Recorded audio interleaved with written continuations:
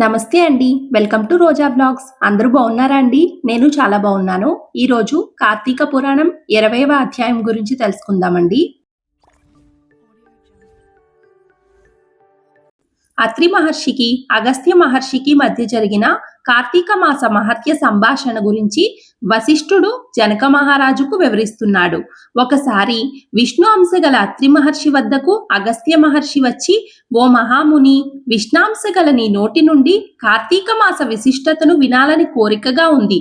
దయచేసి కార్తీక మాస గొప్పతనము తెలుపుడు అని ప్రార్థించాడు.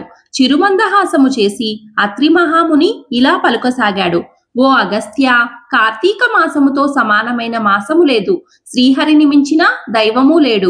కార్తీక మాసములో దీపారాధన, నదీ స్నానము, శివకేశవారాధన, తపస్సు, దీపదానము ఈ కార్యక్రమాలు నిర్వహించినా చాలును. సిరి సంపత్తి, వివేకము పెరుగును.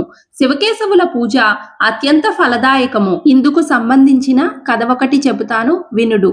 త్రేతాయుగమున సూర్యవంశీకుడైన పురంజయ మహారాజు అయోధ్య నగరమును రాజధానిగా పాలించుచుండెను. పురంజయుడు సమస్త శాస్త్రములు పఠించి రాజ్యాభిషక్తుడై ధర్మ పరిపాలన కొనసాగించుచుండెను. కాలము దొర్లుతోంది. కాలంతో పాటు పురంజయునిలో మార్పు వచ్చింది. అహంకారము, ధనాశ అతనిలో ప్రవేశించాయి. జ్ఞానం స్థానాన్ని అజ్ఞానం ఆక్రమించింది. దయ, సత్యం, శౌచం విడిచిపెట్టేశాడు. ఏ మనిషి ఏ పరిస్థితికి ఏ కాలానికి ఎలా మారతాడో ఎవరూ చెప్పలేము. పురంజయుడు దానికి అతీతుడేం కాదు. దేవాలయములకు, బ్రాహ్మణులకు అనుభవించడానికి ఇచ్చిన భూములను తిరిగి లాక్కున్నాడు.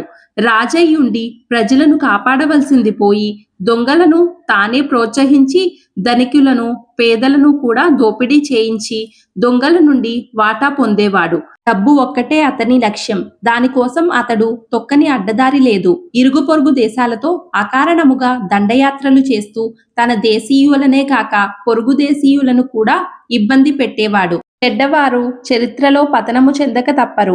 వారి వెలుగు కొంతకాలము మాత్రమే. ఇతని ఆగడాలను భరించలేక పొరుగుదేశ రాజులైన కాంభోజ, టెంకణ, కొంకణ, కళింగాది రాజులు అందరూ కలిసి కాంభోజ రాజు నాయకత్వంలో సమిష్టిగా అయోధ్యపై దండెత్తారు. శత్రువులు సమిష్టిగా తమపై దాడి చేయడం కొంచెం కష్టమనిపించినా అరివీర భయంకరుడైన పురంజయుడు సైన్యముతో శత్రువులను ఎదుర్కొన్నాడు. ఈ అధ్యాయం నుండి గ్రహించవలసిన నీతి ఏమిటంటే, అధికార గర్వము పనికిరాదు, దురాశ పనికిరాదు. పాలకులు నేరగాళ్లను అరికట్టాలే గాని ప్రోత్సహించరాదు. పాలకులు ప్రజలతో, పొరుగు దేశాలతో స్నేహపూర్వక వాతావరణంలో ఉండాలి. శత్రువులను పెంచుకుంటూ పోతే వారంతా కలిసి ఉమ్మడిగా దాడి చేసే ప్రమాదం ఉంటుంది. ఉన్నత పదవులు లభించిన వారు ఉన్నత వ్యక్తిత్వము కలిగి ఉంటే జనం గుండెల్లో నిలిచిపోతారు. లేకపోతే అట్టివారు ప్రజాకంటకుల్లా చరిత్రలో మిగిలిపోతారు.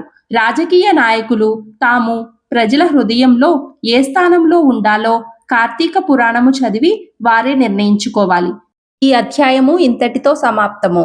ఈ వీడియో మీకు నచ్చినట్లయితే ప్లీజ్ ఒక లైక్ చేసి, షేర్ చేసి, సబ్స్క్రైబ్ చేసుకోండి. Thank you for watching this video.